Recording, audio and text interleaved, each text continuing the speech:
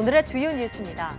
정부가 수도권의 거리두기 2.5단계 조치를 연장하기로 했습니다. 정세균 국무총리는 성급한 방역 조치 완화보다는 확실한 반전 국면을 만들어야 고통을 피할 수 있다며 국민의 이해와 협조를 요청했습니다. 정부가 내년 코로나19 치료제와 백신 개발을 위해 1,700억 원을 투입합니다. 또 감염병 연구 인프라 구축, 국립감염병연구소 실험장비 확충 등에도 추가로 2천억 원을 투자할 예정입니다.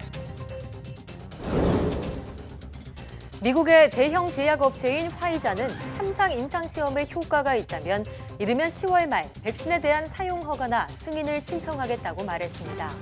하지만 앤서니 파우치 미 국립전염병연구소장은 10월까지 백신을 내놓기는 어려울 것이라고 전망했습니다. 코로나19 세계적 대유행 상황에 대한 WHO의 대응이 적절했는지를 독립적으로 조사할 국제 패널이 공식 출범했습니다. 조사위원 11명 가운데 중국의 사스 영웅, 중난산 원사가 포함된 가운데 미국은 WHO가 중국의 영향에서 벗어나지 못하고 있다고 거듭 비판했습니다. 제10호 태풍 하이선이 한반도를 향해 북상하고 있습니다. 태풍은 일요일 밤 일본 규슈 해상을 지나 월요일 아침에는 제주 동쪽 해상에 진입하고 낮에는 경남 남해안에 상륙해 내륙을 관통할 것으로 예보됐습니다.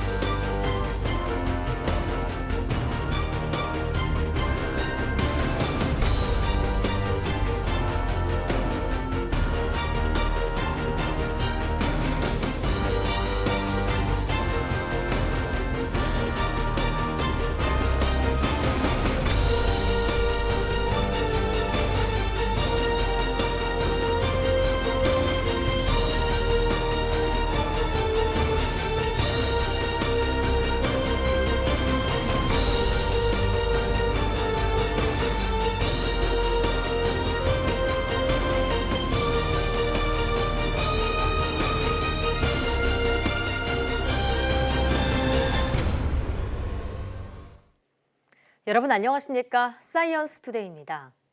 정부가 오는 6일 종료 예정이었던 수도권의 방역 강화 조치, 즉 사회적 거리두기 2.5단계를 13일까지 일주일 더 연장하기로 했습니다. 나머지 지역에는 사회적 거리두기 2단계를 2주 더 연장해 오는 20일까지 적용하기로 했습니다. 이에 따라 수도권 지역의 음식점과 프랜차이즈형 카페, 학원, 실내 체육시설 등의 영업 제한 또는 운영 중단 조치는 그대로 이어집니다. 여기에 그동안 빠져있던 프랜차이즈 제과점과 아이스크림 가게 등도 포함돼 매장 내 취식이 금지되고 포장과 배달만 허용됩니다. 정세균 국무총리가 수도권의 사회적 거리두기 2.5단계 연장과 관련해 성급하게 방역 조치를 완화하는 것보다 지금 고삐를 바짝 조여 확실한 반전 국면을 만들어야 한다고 말했습니다. 정 총리의 발언 내용 직접 들어보겠습니다. 성급하게 방역 조치를 완화해서 더 큰 위기를 초래하기보다는 확실한 반전 국면을 만들 때까지 총력을 다해야 하겠습니다. 오늘 회의에서는 9월 6일자로 종료되는 수도권을 포함한 전국의 사회적 거리두기 연장과 방역 수칙 조정 방안을 논의합니다. 서민 경제의 어려움과 일상생활의 불편을 생각하면 대단히 죄송스러운 마음입니다마는 지금 고삐를 바짝 조여 확실한 감소세로 접어들어야만 더 큰 고통을 피할 수 있습니다. 국민 여러분의 이해와 인내를 다시 한번 부탁드립니다. 금융권 노사정이 코로나19 위기 극복을 위한 금융지원책이 신속하게 집행될 수 있도록 힘을 모으기로 했습니다. 은성수 금융위원장은 한국노총 전국금융산업노조 박홍배 위원장, 민주노총 사무금융노조 이재진 위원장, 김태영 은행연합 회장, 나재철 금융투자협회장과 간담회를 갖고 주요 현안에 대해 의견을 교환했다고 밝혔습니다. 금융권 노사정은 코로나19 금융지원책이 일선 금융기관에서 민생과 고용 안정이란 본래 목적에 맞게 집행될 수 있도록 하고 비대면 근무 환경 조성에 앞장서기로 했습니다. 또 퇴직을 앞둔 베이비붐 세대들이 증가하는 상황에서 금융기관 인력 운영의 효율성을 높일 수 있는 해결 방안을 함께 모색하기로 했습니다. 정부가 코로나19 재확산으로 피해를 본 계층을 중심으로 2차 재난지원금을 선별 지원하겠다고 밝혔습니다. 김용범 기획재정부 1차관은 라디오 인터뷰에서 매출을 지표로 지원 대상을 가려내 지원할 계획이라고 밝혔습니다. 또 다음 주까지 지원 방안을 확정하는 걸 목표로 하고 있다며 맞춤형 지원을 할 수 있는 프로그램을 논의 중이라고 설명했습니다. 이어 정부 서울청사에서 열린 정책점검회의에선 음식점과 카페 등 소상공인과 자영업자의 어려움을 고려해 기존 대책 효과를 점검하고 보강 방안을 세우겠다고 말했습니다. 앞으로는 기업이 무급 휴업과 휴직을 30일 이상만 해도 고용유지 지원금을 받을 수 있게 됩니다. 고용노동부는 이런 내용을 담은 고용보험법 시행령 일부 개정안을 입법 예고했습니다. 개정안은 무급 휴업 휴직 대상을 지금의 90일에서 30일 이상으로 완화했습니다. 이는 코로나19 재확산으로 무급 휴업과 휴직 수요 등이 늘어난 데 따른 것입니다. 무급 휴업 휴직 고용유지 지원금은 어려운 상황에도 고용을 유지하는 사업장에 정부의 기준에 따라 노동자의 인건비를 지원하는 제도입니다. 정부가 내년 코로나19 국산 백신 확보를 목표로 예산 1,700억 원을 투입합니다. 기획재정부는 내년 예산안에 코로나19 치료제와 백신 개발 지원 예산 1,707억 원을 편성했다고 밝혔습니다. 주요 사업마다 책정된 예산으로는 후보물질 발굴에 319억 원, 치료제에 10개 후보물질 임상에 627억 원 등이 투입됩니다. 이외에도 감염병 연구 인프라 구축, 국립감염병연구소 실험장비 확충 등에도 추가로 2천억 원이 투자될 예정입니다. 앞서 정부는 감염병 대응을 포함한 내년 연구개발 예산을 올해보다 12.3% 증가한 27조 2천억 원으로 편성했습니다. 강화된 사회적 거리 두기에 관공서와 기업들이 적극 동참하면서 재택근무가 늘고 있는데요. YTN 취재진이 재택근무자의 일상을 함께했습니다. 신준명 기자입니다.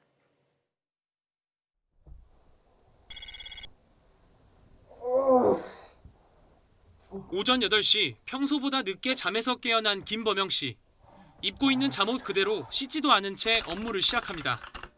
8시 근방에서부터 이제 업무를 시작하는 편이죠. 출근 시간이 1시간에서 1분으로 줄어들었으니까 뭐 그런 게 있죠. 재택근무가 어느덧 열흘째. 오늘 출근하셨어요? 네, 저희도 출근하는데. 아, 재택 안 하시는군. 출근 안 하나요? 재택근무예요? 아, 교대로 하고 있어가지고. 저희는 그런 거 없어요. 와, 나 재택근무 좋으시겠다. 아유, 좋기는 뭐. 아, 좋지. 틈틈이 청소도 하고 분리수거도 하며 집안일을 할 수 있는 건 장점. 재택근무에 들어간 회사들이 늘면서 업무 처리가 지연되는 건 어려운 점입니다.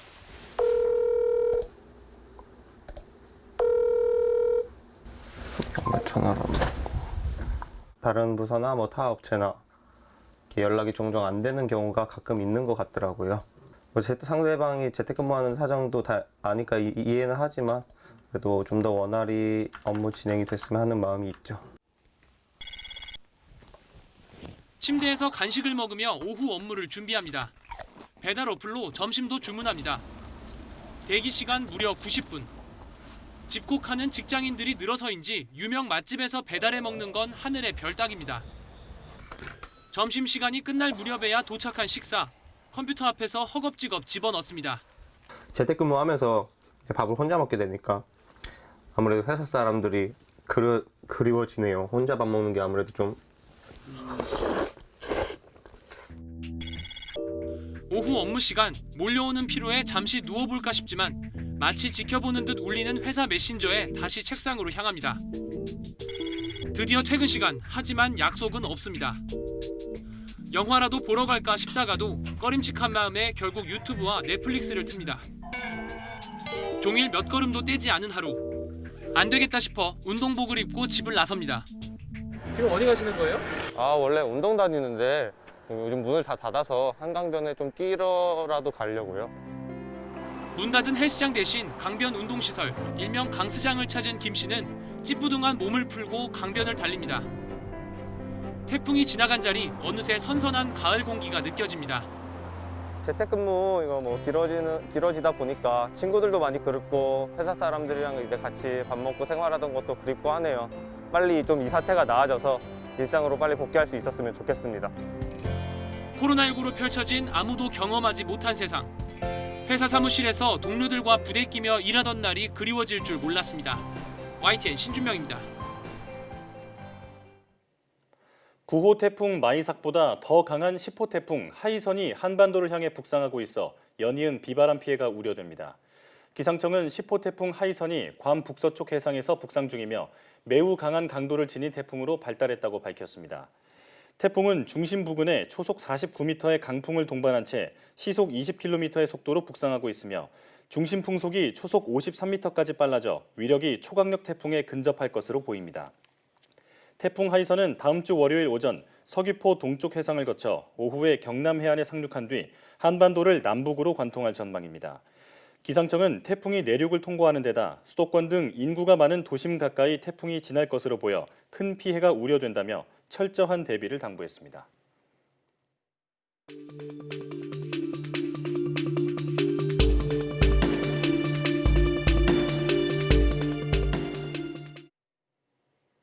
코로나19 하루 신규 확진자 수가 100명대를 유지했습니다.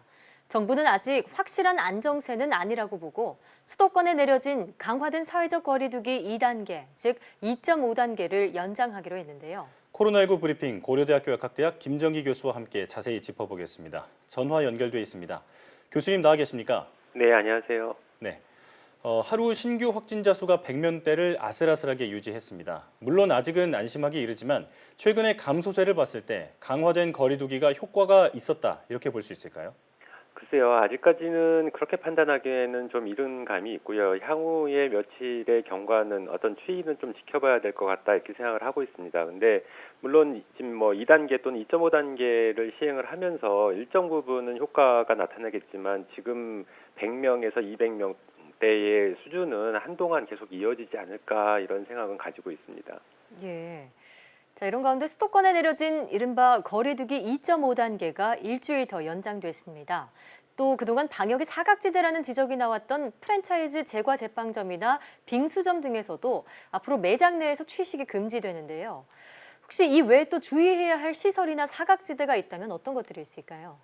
기본적으로 가장 중요한 부분은 마스크를 벗지 말아야 되는데 마스크를 벗게 되는 어떤 환경에 노출되는 것이 가장 위험하다 이렇게 보고 있습니다. 그래서 혼자 있을 때는 상관이 없지만 주변에 누군가가 타인이 있거나 아니면 거리두기가 안 되는 굉장히 밀집한 환경에서는 마스크를 벗으면 안 되는데 대표적으로 이런 것들 때문에 최근에 뭐 프랜차이즈 커피숍이라든가 그러니까 방금 전에 말씀하신 제과 제빵점도 마찬가지고요. 그래서 그 안에서 음식물 섭취하는 것이 금지가 되는 건데 여기에 빠져 있는 부분이 실제로는 대부분의 음식점들입니다. 그래서 뭐 우리가 아침이나 저녁 같은 경우에는 집에서 먹을 수 있지만 점심 같은 경우는 밖에 있다 보니까 어딘가에서 음식물을 사서 먹어야 되는데 아무래도 그러다 보니까 식당을 가게 되고 그 과정에서 다수의 사람들이 마스크를 벗으면서 또 전파가 이루어질 수 있거든요. 그래서 이 부분이 가장 우려스럽다 이렇게는 보고 있습니다. 그래서 가급적이면 점심 때 어떤 식당 내에서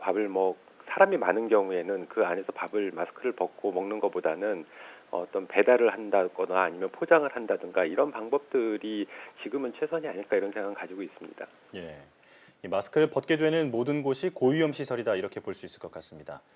수도권뿐만 아니라 전국 각지에서 확진자가 발생하고 있는데 문제는 감염원을 알 수 없는 확진 사례가 꾸준히 발생하고 있다는 겁니다. 이를 두고 일부에서는 역학조사의 한계라는 분석이 제기되고 있는데 교수님은 어떻게 보고 계십니까? 글쎄요, 지금 역학조사의 한계 어떻게 보면은 이 부분은 비단 지금 재확산 시기보다는 그 이전에도 이런 얘기가 있었습니다. 과거에 우리가 크게 안정화돼서 하루 1일 신규 확진자가 50명 밑으로 더군다나 10명에서 20명까지 나왔을 때 당시에도 보건당국에서는 최근의 전파 양상이 역학조사 속도보다 빠르다라는 얘기를 했었거든요.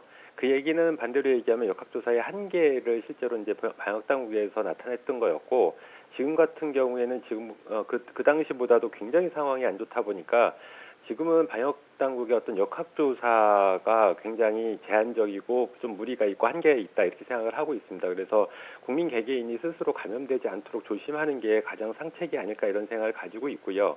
이렇다 보니까 실제로 앞서서 질문하신 것 중에 이러한 어떤 거리두기의 효과가 나타나느냐에 대한 부분에서 제가 한동안은 100명에서 200명 수준이 나올 거라고 말씀을 드린 부분이 지역사회에 또 그리고 전국적으로 굉장히 좀 전파가 다양하게 이루어져 있다 보니까 일단 수도권의 2.5단계 또는 전국적으로 2단계가 일정 부분 좀 제한성이 효과를 나타내기에는 제한성이 있지 않나 이런 생각을 가지고 있는 겁니다. 예. 네, 말씀하신 대로 지금은 국민 모두가 방역의 주체가 되어야 할 시기인데요. 자, 그렇다면 하루 신규 확진자 수가 어느 정도 수준이 돼야지 거리두기 완화 조치에 나설 수 있을까요? 일단 현재 수도권의 2.5단계는 그러니까 우리가 기준으로 단계별 기준으로 삼는 확진자의 숫자가 있지 않습니까? 그래서 2단계로 이제 완화되려면 적어도 하루에 1일 신규 확진자가 100명대 안쪽으로 들어와야 되고요. 그 다음에 1단계로 돌아가기 위해서는 과거처럼 한 50명 안팎으로 1일 신규 확진자가 나오거나 50명 안쪽으로 들어와야 됩니다. 그래서 크게 1일 신규 확진자의 숫자가 크게 감소를 해야 된다 이렇게 보고 있습니다. 예. 자, 또 다른 문제는 위중 중증 환자가 늘고 있다는 점입니다. 병실 확보 문제가 시급한 상황에서 중증 환자의 치료를 위해서 어떤 노력이 필요할까요?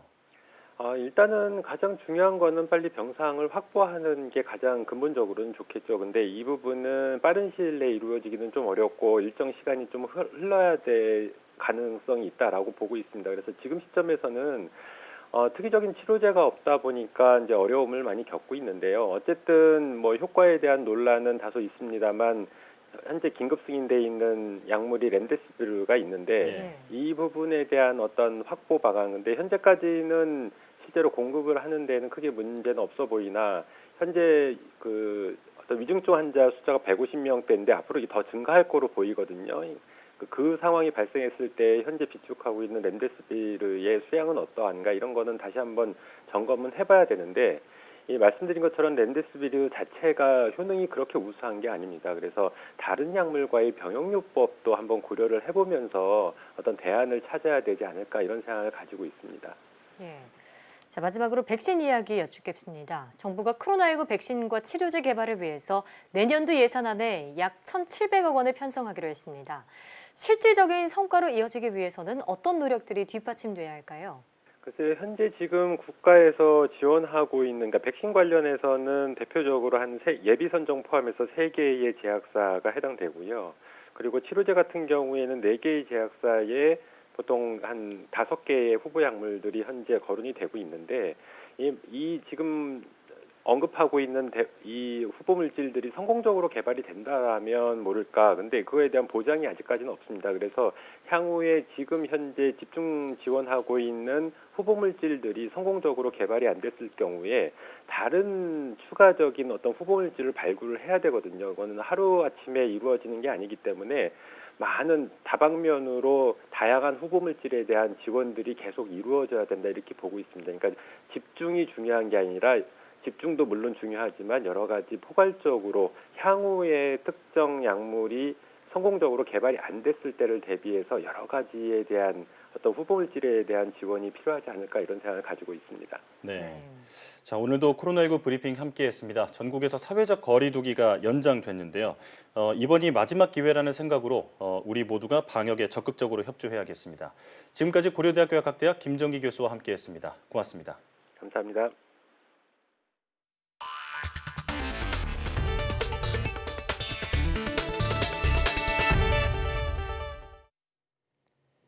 코로나19 팬데믹 상황에 대한 WHO의 대응이 적절했는지를 독립적으로 조사할 국제 패널이 공식 출범했습니다. 이번 위원회 가동은 WHO가 중국의 영향력 아래에 있어 중국발 코로나19 초기 대응에 실패했다는 미국 등 국제사회의 비난이 계기가 됐습니다.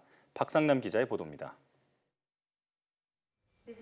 팬데믹 대응 상황을 조사할 독립위원회 공동위원장인 헬렌 클라크 전 뉴질랜드 총리와 앨런 전 라이베리아 대통령은 현지 시간 3일 위원 11명의 명단을 발표했습니다. 11명의 위원 가운데는 중국의 사스 영웅으로 불리는 중난산 공정원 원사와 데이비드 밀리밴드 전 영국 외무장관 등이 포함됐습니다. 이번 독립위원회 출범은 WHO가 과도하게 중국의 영향력 아래 놓여 중국발 코로나19에 대한 초기 대응에 실패했다는 비판의 목소리가 미국을 중심으로 나온 것이 결정적 계기가 됐습니다. 급기야 도널드 트럼프 미국 대통령은 WHO가 중국의 꼭두각시라며 지난 7월 WHO 탈퇴를 통보했습니다. 이런 배경 때문에 이번 조사위원회의 활동은 WHO의 코로나19 대응 평가에 초점이 맞춰질 전망입니다. WHO contribution to United Nations-wide efforts and the actions of WHO and their timelines pertaining to the COVID-19 pandemic. 위원회의 원활한 조사 활동을 위해 WHO 내부 문서에 대한 자유로운 접근을 보장받았다는 점도 강조했습니다. For WHO, they have made it clear that their files are an open book. Anything we want to see, we see. 위원회는 오는 17일 첫 미팅을 시작으로 내년 4월까지 6주 간격으로 만날 예정입니다. 이들은 WHO와 세계 각국의 코로나19 대응을 조사하고 평가해 오는 11월 중간 보고서를, 내년 5월에 최종 보고서를 발표한다는 계획입니다. YTN 박상남입니다. 미 국무부는 세계보건기구 WHO가 중국의 영향에서 벗어나지 못했고 시급한 개혁도 거부했다고 거듭 비판했습니다. 국무부는 현지 시각 3일 성명을 통해 미국의 WHO 탈퇴와 관련한 후속 단계 계획을 밝히면서 내년 7월 탈퇴에 따라 WHO 기금을 다른 UN 프로그램으로 전용하고 파견 전문가들을 재배치할 것이라고 말했습니다. 이어 탈퇴는 2021년 7월 6일부터 효력을 발휘하며 미국 정부는 대통령의 발표 이후 WHO가 이전에 수행한 활동을 떠맡을 파트너들을 찾기 위해 노력하고 있다고 강조했습니다. 미국에서 코로나19 대응과 관련해 가장 신뢰받고 있는 앤서니 파우치 박사가 10월까지 백신을 내놓기는 어려울 것이라고 말했습니다. 트럼프 행정부 보건당국이 트럼프 대통령 대선 전까지 백신 개발을 서두르는 가운데 소신 발언이 나온 겁니다. 워싱턴 강태욱 특파원의 보도입니다. 앤서니 파우치 국립 알레르기 전염병 연구소 소장은 백신이 10월까지 나올 것 같지는 않다고 말했습니다. 상상할 수 있지만 그렇게 될 것으로 생각하지는 않는다는 겁니다. 어림짐작이라고 전제하면서 11월이나 12월이 좀 더 가능성이 있다고 덧붙였습니다. 이는 트럼프 행정부가 백신 개발과 보급을 서두르는 가운데 나왔습니다. 질병통제예방센터 CDC 로버트 레드필드 국장은 하루 전 각 주에 11월 1일까지 백신 보급 준비를 마치라고 긴급 지시를 내렸습니다. 제약 유통업체들이 보급 시설을 완전히 가동할 수 있도록 행정 절차를 서둘러 달라는 겁니다. 앞서 스티븐 한 FDA 국장도 3상 임상시험이 마무리되기 전에 백신을 승인하는 방안을 고려할 수 있다고 말했습니다. No one is pressuring the FDA to do anything. This president wants to break through regulatory barriers to get a vaccine as safely to the American people as quickly as possible because lives are at stake, but he will not in any way sacrifice safety. 미국에서는 현재 세계 백신 후보 물질이 최종 단계인 3상 임상시험에 들어가 있으며 결과는 올 연말에나 나올 것으로 예상하고 있습니다. 하지만 트럼프 대통령이 표를 얻기 위해 검증이 끝나지 않은 백신을 대선일인 11월 3일 이전에 조기에 승인할 가능성이 나오고 있어 미국 정치권과 의학계에서는 우려하고 있습니다. 워싱턴에서 YTN 강태욱입니다. 이런 가운데 미국의 대형 제약업체 화이자는 현재 개발 중인 코로나19 백신이 3상 시험에서 효과가 있다고 판단되면 이르면 10월 말 사용 허가나 승인을 신청할 방침이라고 밝혔습니다.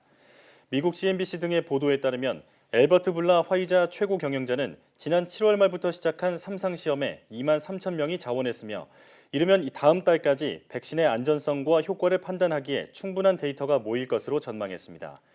이어 그는 백신이 효과가 있다고 판단되면 즉시 미 식품의약국을 비롯한 각국의 규제 당국에 사용 허가나 승인을 신청할 방침을 밝혔습니다. 또 오는 11월 미국 대선을 앞두고 허가나 승인 신청을 서두르라는 정치적 압력이 가해지는 것이 아니냐는 우려에 대해 엘버트 불라 CEO는 효과와 안전성이 있다고 판단될 때까지 허가나 승인 신청을 하지 않겠다며 영향을 받지 않을 것이라고 강조했습니다. 미국에서 새 실직자 수가 다시 100만 명대 아래로 내려갔습니다. 미국 노동부는 지난주 신규 실업수당 청구 건수가 88만 1000건으로 집계됐다고 현지 시각 3일 밝혔습니다. 직전까지 2주 연속 100만 건대를 기록했다가 3주 만에 100만 건 미만으로 내려간 겁니다. 하지만 노동부가 지난주부터 통계 방식을 바꾼 것을 고려하면 실질적으로 신규 실업자 수가 크게 줄었다고 해석하기는 어렵다는 분석입니다. 코로나19에도 나홀로 상승을 계속해온 뉴욕 증시가 일제히 하락세로 돌아섰습니다. 특히 주가 상승을 이끌어온 기술주 중심의 나스닥은 5% 폭락해 지난 3월 코로나19로 인한 폭락 이후 최대 하락을 기록했습니다. 이동헌 기자의 보도입니다. 전장에서 사상 처음으로 12,000선을 돌파했던 나스닥이 하락세로 돌아서며 598.34포인트, 4.96% 떨어진 11,458.10으로 마감했습니다. 지난 3월 코로나19로 인한 폭락 이후 최대 하락입니다. 증시 회복을 주도했던 애플이 8% 하락하면서 기술주 투매 분위기를 부채질했습니다. 아마존과 넷플릭스가 각각 4% 이상 하락했고 알파벳은 5.1% 떨어졌습니다. 테슬라도 9% 이상 하락하는 등 대형 기술주들이 동반 하락했습니다. 나스닥의 하락에 스탠더드앤드푸어스 500 지수는 3.51%, 다우존스 지수는 2.8% 떨어졌습니다. 전문가들은 기술주가 일제히 하락한 뚜렷한 이유를 내놓지 못하고 있습니다. 실업보험 신규 청구 건수가 다시 100만 명 아래로 떨어지는 등 시장 전망에서 벗어나지 않았고 특별한 악재도 없기에 이익 실현을 위한 조정이란 해석이 나옵니다. I wouldn't be surprised if we have a little bit more of a pullback as people start to make some changes in their portfolios and take some of those gains off the table. 하지만 코로나19 장기화로 인한 부정적 경제 전망이 확산하면서 추가 하락을 우려하는 목소리도 나오고 있습니다. 특히 연말 대선을 앞두고 뉴욕 증시의 변동성이 커졌다는 분석입니다. 뉴욕 증시 하락 여파로 국제 유가와 금값도 소폭 하락했습니다. YTN 이동원입니다.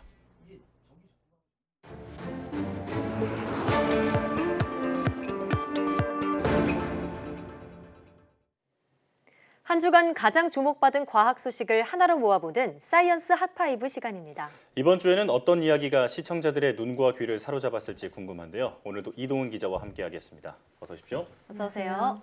먼저 5위 소식부터 알려주시죠.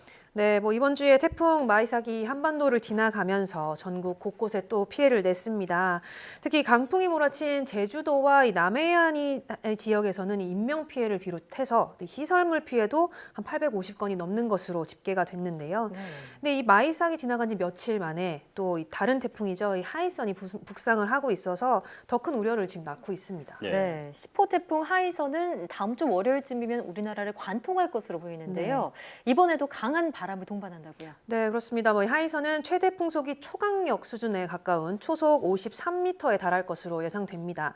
이 초강력 등급은 중심부근 최대 풍속이 초속 54m 정도의 태풍을 말하는데요. 이것을 환산을 하면 시속 194km에 달한다고 합니다. 이런 태풍은 10년 동안 발생한 태풍의 상위 10%에 해당하는데요. 하이선이 이런 초강력 수준에 가깝다는 거죠. 우리나라의 경우에는 이 역대 가장 센 바람을 동반했던 태풍이 2003년 매미였는데요. 이 매미의 최대 풍속이 51.1m였으니까 이 하이선은 이것보다 더 강한 바람을 몰고 올 가능성이 큽니다. 특히 이 최근 한반도에 상륙했던 태풍 바비라든가 마이삭의 경우는 서해상을 지나간다거나 동쪽 지방에 치우쳐서 움직였었는데 이 말씀하신 대로 이번에 하이선은 내륙을 가로질러서 올라올 가능성이 많거든요. 그러니까 이 서울과 수도권을 비롯해서 전국 대부분의 지역이 태풍을 정통으로 맞을 수 있기 때문에 각별한 대비가 필요할 것 같습니다. 네, 이 장마에 이어서 또 태풍까지 계속해서 오면서 이미 피해를 입은 지역에 또 피해를 입지 않을까, 이 부분이 가장 우려가 되는데요. 자, 그리고 또 집중호우가 찾아오면 특히 걱정되는 부분이 산사태인데 이 부분에 대한 대비도 필요하겠죠. 네, 특히 이 올해는 역대급으로 긴 장마 시기에 이 태풍까지 잇따르면서 산사태 피해가 굉장히 컸습니다. 저희가 보도를 통해서도 이 집중호우 때의 산사태에 대비하는 방법에 대해서는 여러 번 짚어봤었는데 아무래도 좀 장기적인 대책이 필요할 것 같죠. 그런데 이번에 이 국내 연구팀이 숲의 산사태 방지 효과를 이 수치로 밝혀내서 주목을 받았습니다. 집중호우가 올 때 잘 보존된 숲이 훼손된 숲보다 이 토사 유출을 막는 효과가 한 85배 정도 크다는 건데요. 네. 이 국립산림과학원이 올해 산불이 났던 경북 안동 지역에서 불에 타지 않은 숲과 산불로 타버린 이 숲의 토사 유출량을 비교를 해봤습니다. 그랬더니 이 숲이 타버린 곳에서는 헥타르당 2,340kg 정도의 토사가 유출이 됐지만 건강한 숲의 경우는 이 토사 유출량이 헥타르당 27.5kg 정도에 불과했습니다. 그러니까 이 숲이 타버려서 거의 없는 곳에 비해서는 이 85배 정도 효과가 더 크게 나타난 거죠. 이 나무에는 잎이 가진 우산 효과가 있고요. 또 이 뿌리가 가진 말뚝 효과, 또 그물 효과가 있습니다. 이런 것들이 숲을 지속적으로 잘 관리해서 건강하게 만들면 나무의 효과를 이용을 해서 이렇게 산사태 피해를 줄이는 데 도움이 될 것 같습니다. 네. 뭐 숲에 빽빽한 나무가 산사태를 막는 데 도움이 된다는 사실은 알고 있었지만 그 수치가 85배나 차이가 난다니 효과가 더 실감이 나네요. 네, 그렇습니다. 자, 그럼 3위는 어떤 소식인가요? 네, 뭐 앞서 이 태풍 이야기도 나눠봤는데 뭐 아무래도 이 코로나19 이야기 우리가 계속해서 빼놓을 수가 없겠죠. 지금은 또 이 사회적 거리두기가 강화됐고 또 이번에 2.5단계가 수도권에서는 연장이 되기도 했는데 이렇게 집콕 쪽이 점점 더 늘어나면서 이번 주 스마트 라이프에 전해드린 이런 클라우드 게임 같은 이 집에서 할 수 있는 이런 게임들이 굉장히 큰 인기를 얻고 있다고 합니다. 시청자 여러분들도 굉장히 큰 관심을 가져주셨습니다. 네, 저도 이번 기회에 그 클라우드 게임에 대해서 자세히 알게 됐는데 그냥 클라우드에서 뭐 문서 수정이나 저장 같은 건 저도 좀 했었거든요. 그런데 이제 설치하지 않고도 게임까지 즐길 수 있다고 하니까 굉장히 매력적으로 들리더라고요. 네, 맞습니다. 뭐 거기다가 이 저사양 컴퓨터나 스마트폰으로도 아주 고사양의 게임을 충분히 즐길 수 있다는 게 바로 이 클라우드 게임의 특징이기도 한데요. 이 게임 개발 초기에는 네트워크가 느리다는 문제가 있었고요. 또 이 고성능의 하드웨어 없이는 구동이 힘들다는 그런 한계도 있었습니다. 그런데 뭐 지금은 워낙에 기술이 발달하면서 이 한계를 뛰어넘었다고 볼 수 있는 거죠. 특히 지난 2018년에 구글과 MS가 이 마이크로소프트가 이 클라우드 게임 서비스를 만들겠다 이렇게 발표를 했고요. 2019년에 작년에 실제로 이 새로운 서비스가 잇따라 출시가 됐습니다. 이제는 뭐 이런 세계적인 IT 기업들도 이렇게 클라우드 게임 시장에 뛰어들고 있는 상황인데 전문가들은 이 2023년 정도 되면 이 클라우드 게임 시장이 한 3조 원대까지 성장할 것이다 이렇게 내다보고 있습니다. 5세대 이동통신 5G 시대에 발맞춰서도요. 이 클라우드 게임이 대중들의 사랑을 받을지 지켜봐야겠습니다. 자, 이번 주에 또 시청자분들이 주목한 소식은 어떤 거였나요? 네, 이제 이 코로나19 사태가 굉장히 장기화하는 국면에 접어들면서 아무래도 초반에는 좀 어색했던 답답했던 그런 마스크가 이제는 좀 쓰는 게 익숙해졌다고 보는데 어떠신가요? 이제 없으면 안 되겠어요. 그래서 이제는 뭐 휴대폰 챙기는 것만큼이나 마스크를 챙기는 게 당연해졌는데 근데 아무래도 날씨가 덥다 보니까 자꾸 벗게 되더라고요. 맞아요. 그렇죠. 맞습니다. 아직까지 이 뭐 마스크를 턱이나 코에 걸쳐 쓰시는 분들 길 가다 보면 이렇게 한 번씩 볼 수 있게 되는데 서울시가 이 10월 중순부터는 이른바 이런 턱스크, 코스크에 대해서 과태료를 물리기로 했습니다. 문제는 여기에 포함되는 예외 사항이 있기 때문인데요. 규정을 살펴보면 이 음식물을 섭취를 한다거나 또 뭐 불가피한 경우에는 마스크를 벗어도 된다고 합니다. 이 불가피한 경우라고 하면 뭐 식사나 간식, 술, 뭐 담배, 커피 등을 섭취하거나 뭐 의료용의 목적일 때는 마스크 착용이 의무가 아니라는 건데요. 뭐 예를 들어 음식점을 예를 들자면 밥을 먹기 전과 후 그리고 대화를 할 때는 마스크를 써야 되고요. 음식을 섭취하는 딱 그 순간만 마스크를 벗을 수가 있습니다. 또 이 술자리에서도 술을 마실 때 마스크를 잠시 벗고 마신 뒤엔 다시 써야 되는 거죠. 그런데 이런 행동들을 뭐 누군가가 옆에서 계속 지켜볼 수는 없는 거잖아요. 그러니까 이것을 과연 어떻게 단속할 것이냐, 이 현실적으로 단속이 가능한 것이냐 이런 지적이 나오고 있습니다. 우선 뭐 서울시는 당분간은 좀 계도 기간을 두고 이 마스크 착용을 좀 강화하기로 했는데요. 오는 10월 13일부터는 위반할 경우에 이 10만 원 이하의 과태료가 부과가 된다고 합니다. 네, 그만큼 실내에서 마스크를 벗고 생활하는 게 위험하다는 얘기인데 네. 코로나19 사태가 장기화하면서 정신적으로 답답함, 또 불안함을 느끼시는 분들도 많은 것 같아요. 저 또한 좀 우울감이랄까요? 이런 감정이 들더라고요. 네, 맞습니다. 뭐 오죽했으면 우리가 코로나 우울증이다 이렇게 부르기도 하잖아요. 네.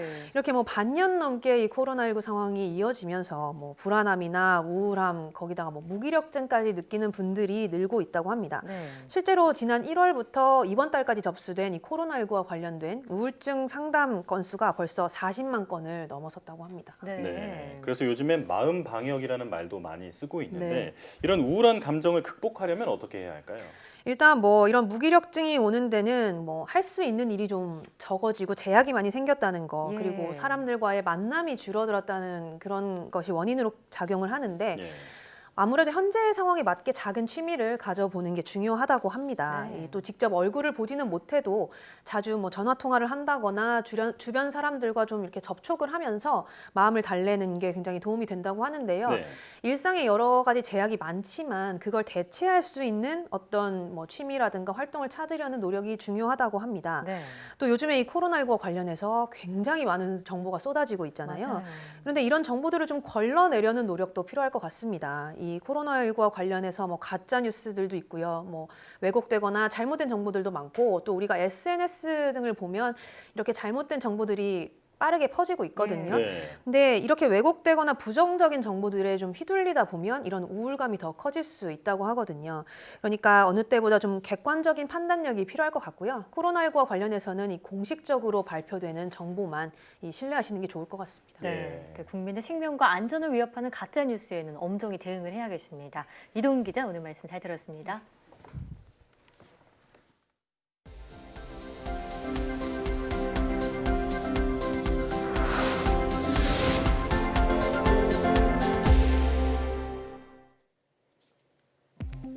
과체중이거나 비만한 사람은 치매 위험이 최대 31%까지 높다는 연구 결과가 나왔습니다. 영국 유니버시티 칼리지 런던 연구팀이 6천여 명을 분석한 결과 과체중인 경우 정상인 사람과 비교해 치매 진단율이 27% 높았고 체질량 지수가 30 이상으로 비만인 경우는 31% 높았다고 밝혔습니다. 다만 이번 연구가 과체중과 치매의 직접적인 인과관계를 밝힌 것은 아니라며 연관성을 찾은 것이라고 연구팀은 강조했습니다. 감기약이나 신장병 치료제 등에 들어가는 항콜린제가 노인 인지 기능을 떨어뜨린다는 연구 결과가 나왔습니다. 미국 샌디에이고 캘리포니아대 의대 연구팀이 노인 600여 명을 조사한 결과 항콜린제를 정기적으로 복용한 노인은 그렇지 않은 노인보다 경도 인지장애 진단율이 47%까지 높았다고 밝혔습니다. 다만 일부 항콜린제는 갑자기 끊으면 부작용이 나타나는 만큼 다른 약으로 바꾸려면 반드시 의료진과 상의해야 한다고 연구팀은 강조했습니다. 최기영 과학기술정보통신부 장관이 디지털 뉴딜의 민간 참여를 끌어내도록 노력하겠다고 밝혔습니다. 최 장관은 디지털 뉴딜반 2차 회의에서 뉴딜의 성공은 전 부처의 협력 체계를 바탕으로 정부의 재정 투자에 민간의 기업 투자 등을 촉진하는 데 달려있다며 디지털 뉴딜이 마중물이 되어 민간의 적극적인 참여를 끌어내도록 노력하겠다고 말했습니다. 이번 회의에서는 지난 1차 회의의 후속 조치를 공유하고 비대면 교육 콘텐츠 연계 범부처 협력과 데이터댐 추진 현황 등에 대한 점검이 이루어졌습니다. 한국전력은 녹색에너지연구원 SM 소프트웨어와 공동으로 100kW급 염전 태양광 발전 시스템을 개발했다고 밝혔습니다. 수심 5cm 내외의 염전 증발지 바닥에 수중 태양광 모듈을 설치해 소금과 전력을 동시에 생산할 수 있는 시스템입니다. 태양광 발전과 염전은 일사량이 많고 그림자가 없으며 바람이 잘 부는 곳에 설치해야 한다는 공통점이 있습니다.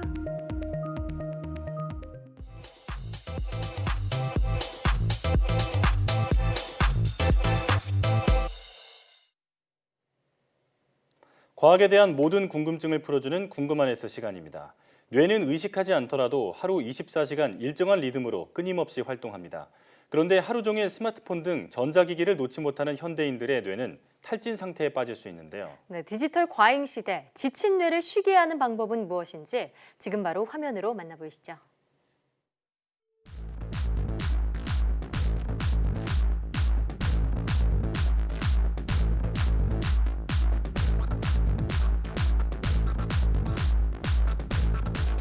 세계보건기구에서는 현대사회에서 심각한 건강 문제로 이슈화되고 있는 번아웃 증후군을 국제질병진단에 공식적으로 등재하기도 했는데요. 정확히는 의학적인 질병은 아니지만 직업적 증후군에 해당한다는 것이죠. 이런 번아웃이 일어나는 이유는 개인의 성격이나 업무 환경, 그리고 속해 있는 집단의 시스템에 따라 조금씩 차이가 있지만 대부분 과도한 업무량에서 발생하는데요.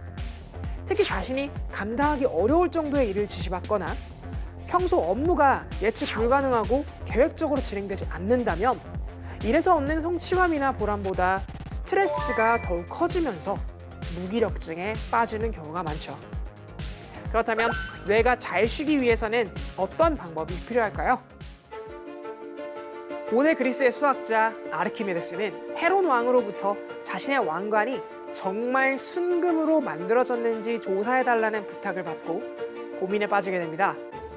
그러다 목욕탕에서 우연히 부력의 원리를 발견하고 유레카를 외친 것으로 유명하죠. 또 영국의 학자 뉴턴 역시 사과나무 밑에 있다가 만유인력의 법칙을 알아냈다는 일화가 있는데요. 두 위인은 이것을 통해 세상을 흔들 만한 업적을 남겼습니다. 과연 이것은 무엇일까요? 바로 멍때리기입니다. 즉 뇌를 쉬게 해주는 것이죠. 사람의 뇌는 몸무게의 약 3% 정도에 불과하지만 몸이 사용하는 에너지의 20%가량을 사용합니다. 일상에서 생각하고 행동하고 느끼는 모든 활동을 뇌에서 관리하기 때문인데요. 건강한 뇌를 유지하기 위해서는 몸을 쉬듯이 뇌도 충분히 휴식을 취해줘야 합니다.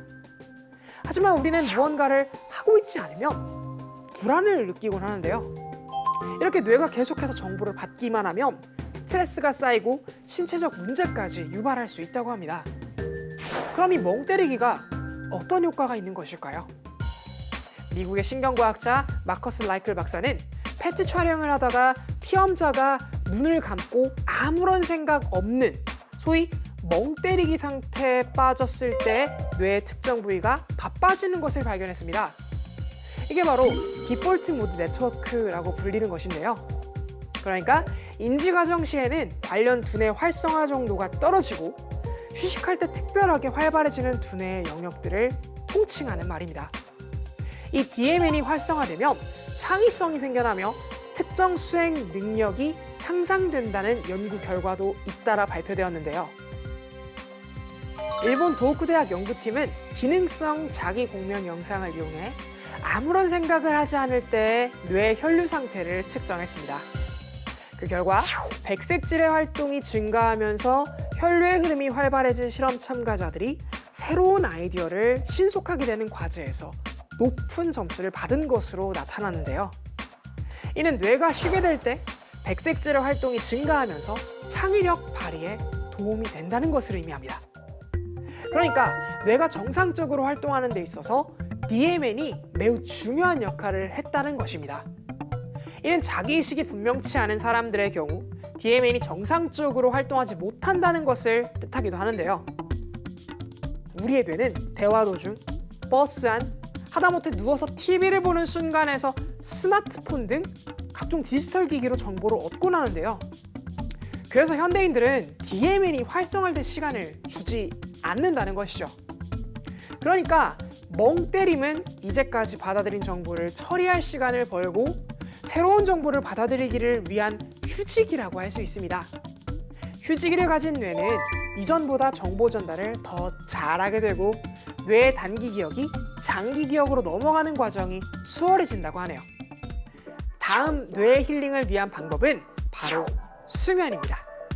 수면의 절대량이 부족하거나 충분히 잠을 자도 수면의 질이 나쁘면 피로가 풀릴 수 없습니다.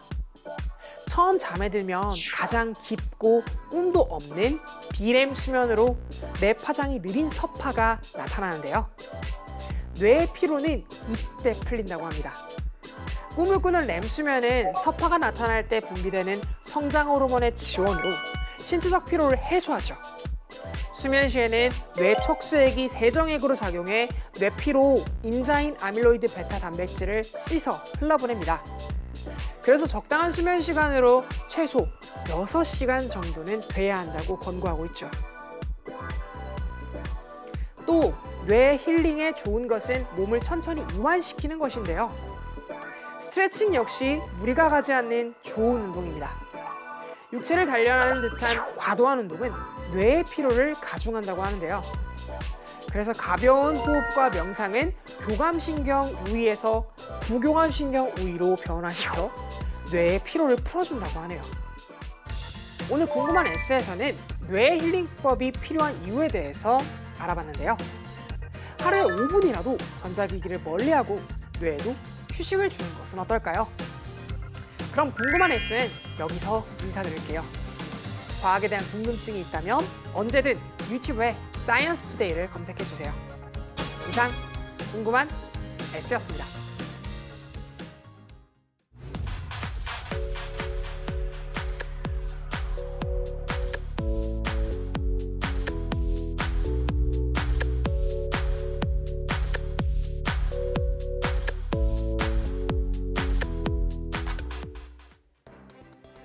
수도권의 사회적 거리두기 2.5단계 조치가 13일까지 일주일 연장됐습니다. 전국의 거리두기 2단계 조치도 20일까지 2주일 연장됐습니다. 네, 방역당국은 성급하게 방역 조치를 완화해 위기를 초래하기보다는 확실한 반전 국면을 만들 때까지 총력을 다해야 한다고 강조했습니다. 이미 경제 전반에 타격이 큰 상황입니다. 더 큰 피해가 발생하지 않도록 우리 모두가 방역에 적극적으로 협조해야겠습니다. 사이언스 투데이 오늘 저희가 준비한 소식은 여기까지입니다. 함께해 주신 여러분 고맙습니다.